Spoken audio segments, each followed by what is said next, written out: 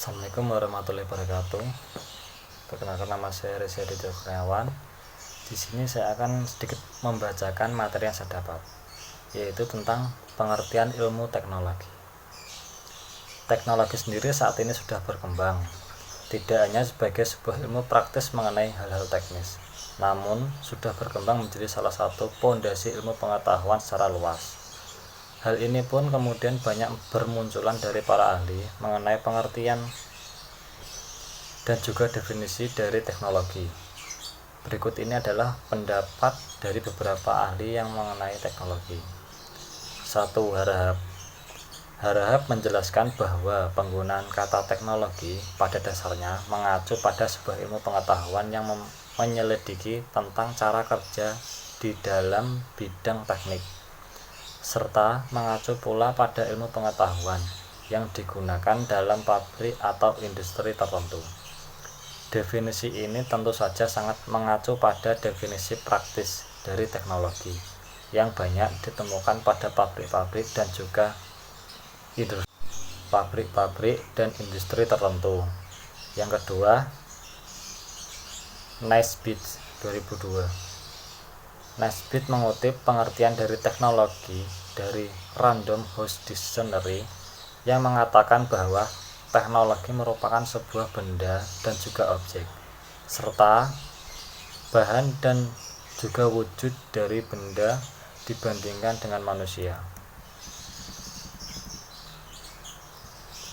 Dari pendapat di atas, dapat disimpulkan bahwa teknologi adalah alat-alat atau barang-barang yang dibuat oleh manusia untuk memudahkan pekerjaan manusia.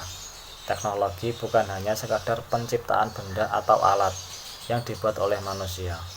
Teknologi bahkan sudah menjadi sistem atau struktur pelengkap yang di dalam kehidupan manusia. Perkembangan teknologi komunikasi. Menurut Everett M. Roger dalam bukunya Communication Technology membagi revolusi ke dalam 4 revolusi, yaitu yang pertama era komunikasi tulisan atau the writing era of communication. Era ini dimulai pada tahun 4000 sebelum Masehi, pada saat bangsa Sumeria menggunakan tablet dari tanah liat. Penemuan mesin cetak merupakan awal dimulainya komunikasi massa. Dengan adanya mesin cetak ini, maka pesan yang panjang dapat disampaikan dan diterima oleh orang banyak. Yang kedua yaitu percetakan atau the printing era of communication. Era ini dimulai pada masa Gutenberg pada tahun 1456 ketika untuk pertama kalinya mencetak kitab Injil. Mesin cetak mulai ditemukan pada tahun ini, tapi perkembangan surat kabar berlangsung pada tahun 1600. Ketiga yaitu era telekomunikasi atau telecommunication era. Salah satu teknologi yang berkembang pada masa ini adalah film. Sejarah penemuan film berlangsung panjang. Dari hal itu, terdapat beberapa bentuk media teknologi yang menghasilkan bentuk yang baru. Hal ini memunculkan teknologi di bidang komunikasi, yaitu munculnya TV dengan berbagai kelebihan komunikasi yang dimilikinya, yang telah menciptakan dan menyampaikan informasi yang berwujud gambar dan suara secara sekaligus. Yang keempat yaitu era communication interaktif atau interaksi communication era. Era komunikasi interaktif ditandai dengan ditemukannya berbagai kemajuan teknologi seperti adanya teknologi komputer, internet, dan lain sebagainya. Masuknya komputer ke jaringan komunikasi telah mewujudkan berbagai kemudahan dalam berkomunikasi. Yang selanjutnya yaitu globalisasi budaya. Ide tentang kebudayaan yang muncul sejak abad ke-18 dan terus berlanjut sampai pada abad ke-19 sebagai bagian dari perubahan yang terjadi pada kehidupan sosial. Perubahan yang terjadi ini mempengaruhi kebudayaan yang merupakan efek dari adanya industrialisasi dan teknologi, sehingga perubahan yang terjadi tidak bisa terbendung dan tidak terbatas. Pemikiran globalisasi budaya akan mendorong kesamaan pemahaman dengan latar belakang ras dan etnis yang berbeda secara luas pada tingkat global. Salah satu proses ini adalah munculnya sebuah budaya yang baru yang kemudian akan menyebabkan hilangnya atau terkuburnya nilai-nilai budaya tradisional. Salah satu perubahan sosial yang terjadi yaitu pada generasi muda bangsa Indonesia adalah munculnya budaya hedonisme. Selanjutnya yaitu hedonisme. Sendiri merupakan pandangan hidup yang menganggap bahwa tujuan hidup yang paling utama adalah kesenangan dan kenikmatan.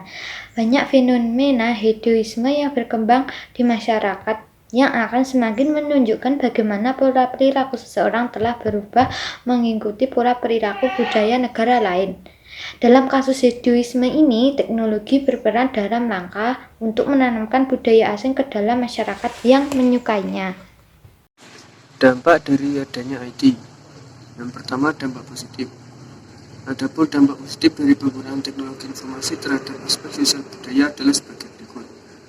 Yang pertama, meningkatkan rasa percaya diri, kemajuan ekonomi di negara-negara Asia melahirkan fenomena yang menarik. Yang kedua, tekanan kompetisi yang tajam di berbagai aspek kehidupan sebagai konsekuensi globalisasi. Yang ketiga, keefektifan biaya dan waktu, misalnya saat mengajar kini telah ada teknologi pembelajaran secara online, jadi guru atau dosen tidak perlu repot untuk datang ke sekolah atau kampus, cukup menerangkan pelajaran lewat media internet kepada anak muridnya. Yang keempat, masyarakat tidak perlu lagi membeli koran untuk mengetahui informasi mengenai berita. Cukup dengan membuka internet, kita sudah dapat membaca berita melalui media online dan tidak mengeluarkan biaya. Yang kelima, semakin berkembangnya daya pikir individu dalam suatu bidang, baik dari segi ekonomi, politik, pendidikan, dan lain sebagainya. Selanjutnya, kemampuan individu dalam mencari dan mengumpulkan data untuk bahan diskusi mereka dapatkan dengan cepat dan akurat melalui media berbasis teknologi. Adapun dampak negatif dari penggunaan teknologi informasi terhadap aspek sosial budaya adalah sebagai berikut. Yang pertama, kenakalan dan tindak penyimpangan di kalangan remaja dengan mengakses situs porno dan oknum-oknum yang menggunakan media Facebook, Twitter, dan lain-lain. Melemahkan rasa gotong royong dan saling tolong-menolong yang menjadi ciri khas masyarakat Indonesia.